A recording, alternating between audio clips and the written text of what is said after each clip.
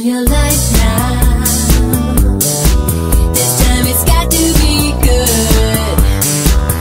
Get it right now, yeah. 'Cause you're in Hollywood. 'Cause you're in Hollywood. 'Cause you're in Hollywood.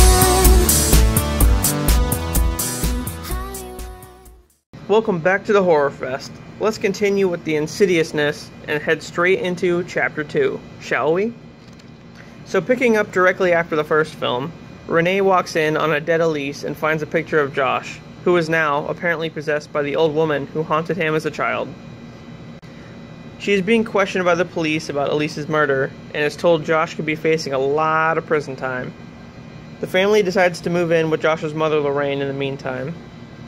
I mean, it probably wasn't the greatest idea considering all the fuckery that happened there when he was a kid, but what the hell do I know? So as soon as they move in, paranormal shit starts to happen.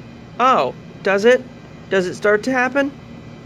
Specs and Tucker, Elise's paranormal investigators, go to her house and find a videotape of her helping Josh deal with the old woman back in the 80s. In the video, an adult Josh is standing behind his younger self. The fuck? Hopefully they'll explain that later. What kind of paradoxical shit is this? The next day, Dalton tells Renee that he's been seeing a woman in white and heard Josh talking to someone. Just then, the woman in white appears and bitch slaps the hell out of Renee. Specs and Tucker show Lorraine the tape with the two Joshes and she decides to call in Elise's old colleague Carl, aka the Dice Man. With Carl's help, the group is able to contact Elise, and the further, she points them in the direction of an abandoned hospital that Lorraine once worked at. Well, I appreciate the clue and all, but I'm not going to an abandoned anything, let alone a hospital. Nope, fuck all that. So they go to the hospital, and the trail leads them to Parker Crane, who was admitted for trying to castrate himself. Lorraine recalls standing next to Crane in an elevator, only to hear that he had killed himself the day before. Afterwards, they go to Crane's home, where they find a hidden room full of dead bodies who turned out to be his victims, as Crane was once a serial killer called the Bride in Black. No, not the Woman in Black, that's a different movie. Pay attention. Anyway, so he cross-dressed as a bride and killed young women, so it wasn't an old woman at all, huh? Well played, movie. Well played.